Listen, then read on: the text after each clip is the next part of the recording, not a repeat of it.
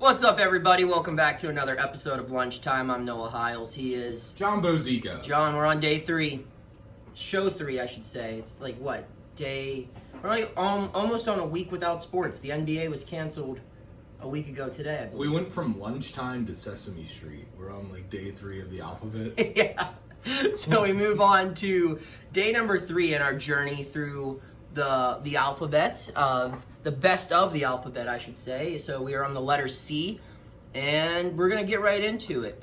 Best person, place, and thing, starting with the letter C. John, I've gone first recently. So you want me to go first? I would like for you to start. Who is the best person whose name starts with the letter C? My person for the letter C is the great silent film actor, who eventually acted in talkies, as they called them back then, Charlie Chaplin. Charlie Chaplin was, I believe, ahead of his time in terms of comedy. His physicality in his comedy was fantastic. Considering he was a silent film actor, everything had to be bigger and a little bit more different. And some of his films, having been someone that's done theater in my life and having a lot of people that I know that have done theater, I know his impact on theater and on, I won't say like slapstick comedy, but the physicality of comedy and how using actions to convey your comedy are very important. So in that regard, I think there's lots of things that are still done now. Plus, if you've never seen it, his speech at the end of the movie, I think it's called The Great Dictator, where he plays a person that's supposed to be like Adolf Hitler. His speech at the end of that is brilliant. It's stuff that we should still strive to live by today. And considering his character, like, it's kind of like an opposite take of things. It's an interesting movie, but if you've never seen that speech, I recommend people watch it.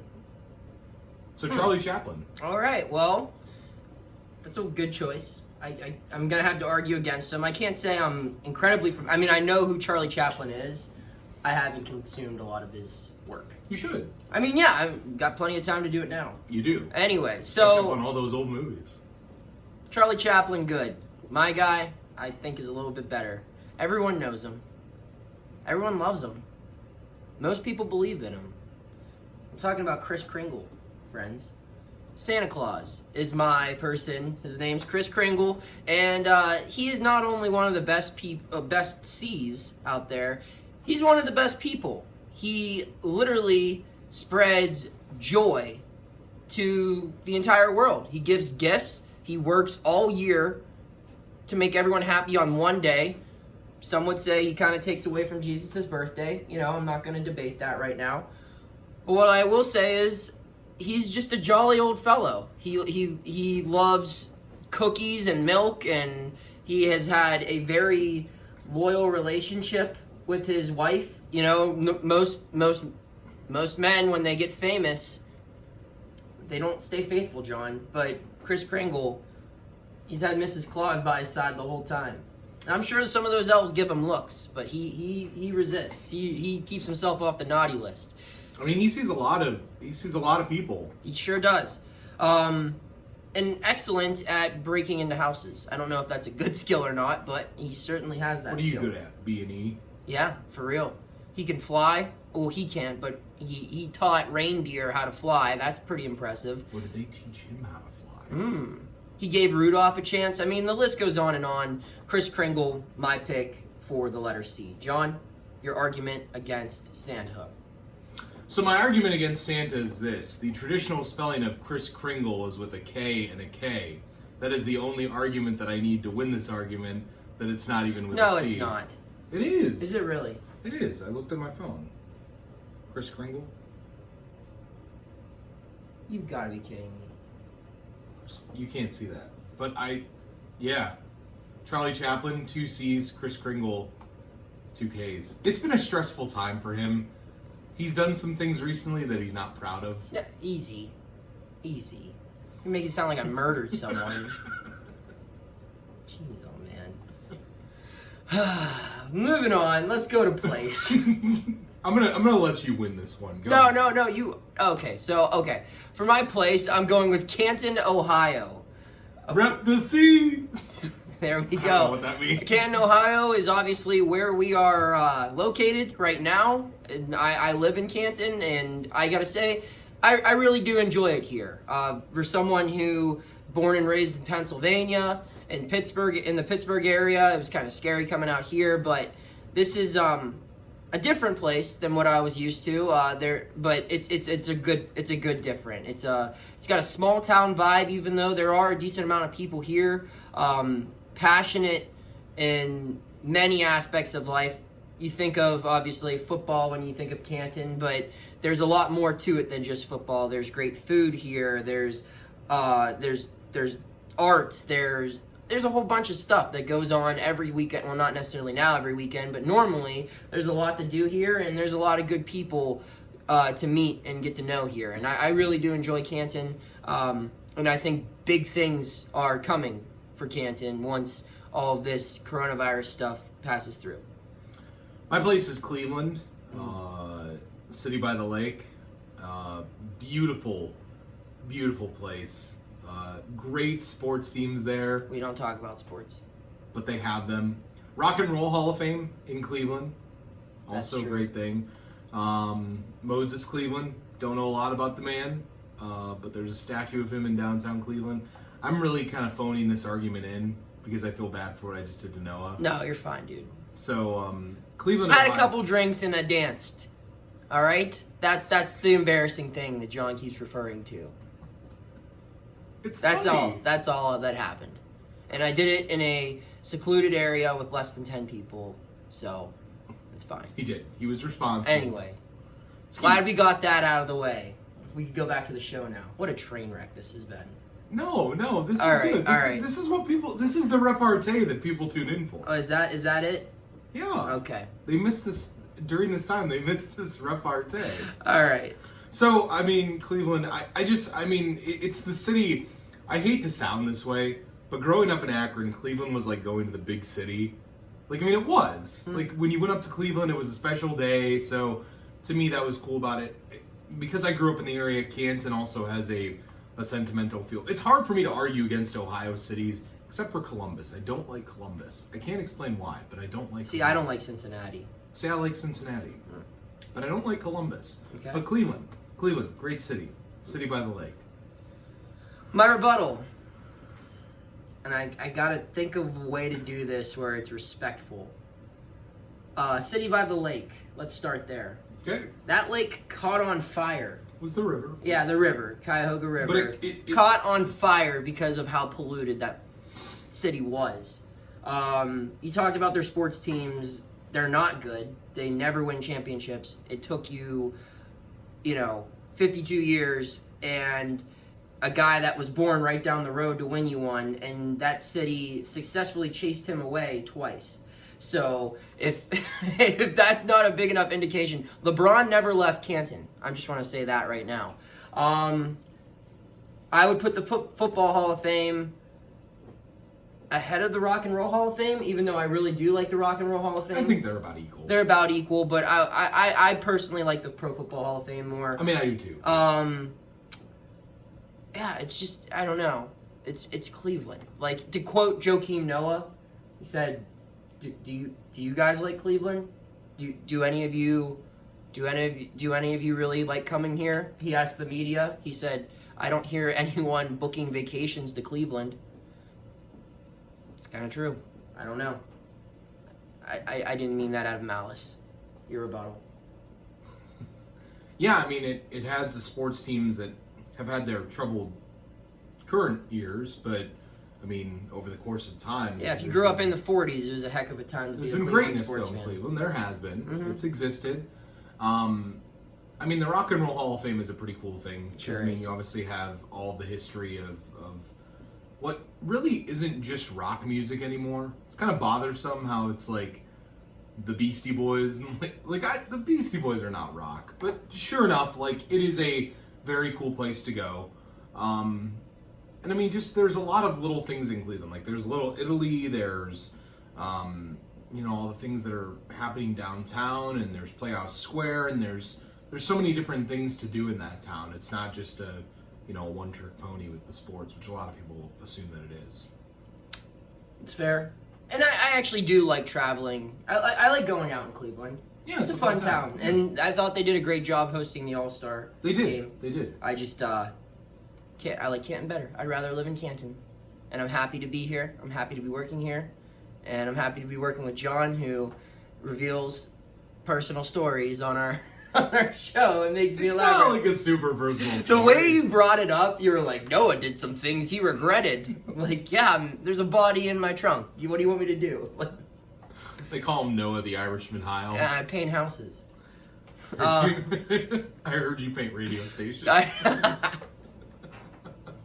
All right, for thing. You want to go first or should I? I'll go first. All right, what's your thing? I am choosing one of the greatest things that you can eat with so many different things. Cheese. Oh, okay. You can have cheese with a number of different things. You can have it with crackers. You can have it with pasta. You can have it with different types of meats. You can have it with wine. You can have cheese with just about anything. Except for if you watch Food Network. Don't have it with fish, apparently. But still, cheese. It is a very, very, what's the word? Versatile thing. I mean, it's like you take it, put it on a sandwich, makes the sandwich better. Maybe not to Noah, but to me it does. You take it, you put it in pasta, makes the pasta better. You put it on a taco, makes the taco better. You put it on rice, makes the rice better. You pair it with wine, and it makes that fine aged wine better. From what I can tell, in my experiences of eating a little block of cheese and a $3 bottle of wine. Attaboy. Yeah. Okay. It's been a hell of a time. So, I'm not a big cheese fan. You're not. To be one. That's So, fair. I'm excited for my rebuttal. But, the thing that I chose, I think, is the best thing that starts with the letter C. And that is cash, John. Cold, hard cash. There's nothing better than having a wallet full of cash. I get in today's world, it's a digital world. We're paying for everything with credit cards, debit cards, Venmo, Cash App, however you want to do it. It's all electronic now. I get it. That to me makes me like cash, excuse me, even more. Cash is the greatest gift because it's the gift that keeps on giving. You can do anything with it. And it continues to stimulate the economy. You know, you give someone a pair of headphones or something, it's like, all right, well, that's where it ends. But if you give me cash, I'm also improving other people's lives. You feel powerful when you have cash. You could have a credit card with an endless limit in your wallet, and that's great. However, you walk around with a briefcase full of Benjamins, buddy, you feel good. You feel good. Because you have so much experience with that. I don't. What's the most amount of cash you've ever had, like, at one point in time in your hand? I mean, I haven't done the Andy, from Parks and Rec, where he goes to the bank with April and he is like, I want $1,000 in my hand now. And they give it to him in all ones. He's like, nickels! I want nickels! But, no, I haven't done that. I would probably say, gosh, I probably had like $200-300 because I don't think about carrying around a lot of cash. Mm-hmm. I'm very much so a guy. I get cash deposited into my bank account, and then I don't take out a lot of cash. I just think it's safer that way. Like if you're not walking around carrying a wallet full of carrying around a bunch of Benjamins, I'm sure it's fun, risky. But dang, you go to certain parts of certain towns, watch out. Yeah, I mean just really anywhere. I mean you're definitely liable. But I would say the most I've ever had, I won a couple awards in college, and my parents were like, "Good for you." And they were a couple $1,000, and they were just like, "Go to the bank and cash that, and then go to the admissions office and put that towards your tuition." So I got to. But before my first award, when I was handing it over to the admissions office, when I cashed it, I went to Huntington Bank and Alliance, crossed the street to the admissions office, and I just was like, before I gave it to her, I'm like, hang on. And I just laid it out, and I played Whole Lot of Money.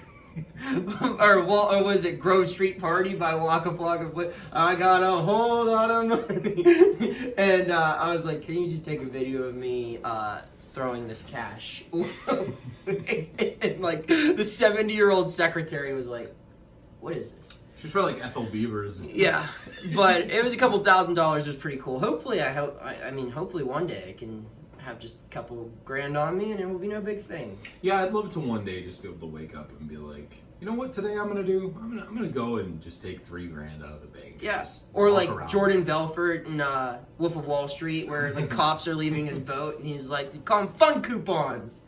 Get yourself a nice watch." And he I don't recommend throwing cash at officers in a degrading way, but it would be cool to have that much cash where you could just throw it and not care. One day, Noah. One day. One day lunchtime will take us. One day. To that place. All right, so your argument against cash for cheese. Go. I mean, it's hard to argue against cash because cash is a great thing. Like, it does stimulate so many things. But, I mean, cheese, the world in so many ways would be boring without cheese. No. As I've said, it just makes a lot of things better. Mac and cheese wouldn't be possible without cheese.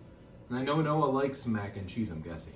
No, I don't. You don't like... I don't like cheese. In general? I like pizza and like cheese curls and like cheese nips and stuff. But like I don't like mac and cheese. I don't like nachos and cheese. Like melted cheese to me makes me throw up. Like just sniffing it will make me gag. Those are great. Those are great things. They taste fantastic. They paired with things, they make things better. I truly believe. I believe in cheese. Okay. Well, my argument against cheese would be cheese. It's not healthy. Most cheeses will, it's just not healthy for you. It affects your digestive system. Sometimes it backs people up. Sometimes it leads to more bowel movements, and that's not good. Some cheese stinks. That's not great. Limburger cheese, Limburger. Yeah, it's gross. Cheese is gross. It's yellow. It's sticky. Ugh. No, thank you. Cheese sucks. Cash is so much better. It's not a good time for cash right now. Cash is carrying another thing that starts with a C. That's a big problem. But we're gonna get it right. Something that did not make our list. Thing. Every. I was just trying to think of like different things for this show, and I'm like, it's coronavirus. Like, that's all I've talked about for the last month, and definitely not a good thing that starts with a C. No, definitely not. If we were choosing the worst thing that starts with a C. However, I would take if it was a battle, I'd say Corona would probably beat every other thing on our list right now. I would agree with that. Corona is beating Canton. It's got a commanding lead right now, but we're gonna storm back. Same for Cleveland. Corona would destroy Charlie Chaplin. And Santa's in quarantine, even though his name begins with a K. You hate to see that move. Corona is ruining cash, and it's the cheese market, I'm sure, is being affected by this as well. I would imagine so. I would imagine there's some dairy farmer in France somewhere that's like, whoa. Merci. It is a really... We surrender. If you didn't know, it's just a really hard time to be a person right now. It sure is. So, everything is just... You ever feel like the walls are just falling around you? Dude, the governor speaks every day at 2 o'clock. And right about now, my anxiety's kicking in. It's like preparing for a freaking tornado. I'm sitting there at my knees just going, oh my God, what's going to be canceled? I felt so bad for you a couple days ago when they said he was going to speak at 2, and then 2:30 rolled around and he still hadn't spoken. Then it was 2:50 and he was like, he's making his way to the podium. And I got to be on the air. These updates need to be recorded. I'm just like, come on, Mike. I know you're busy, buddy. Probably had some cheese. Hey, backed him up a little bit. Backed him up a little bit. That's all we got. Thank you for joining us on this roller coaster of a show. Friday is D. Sure is. We'll see you then.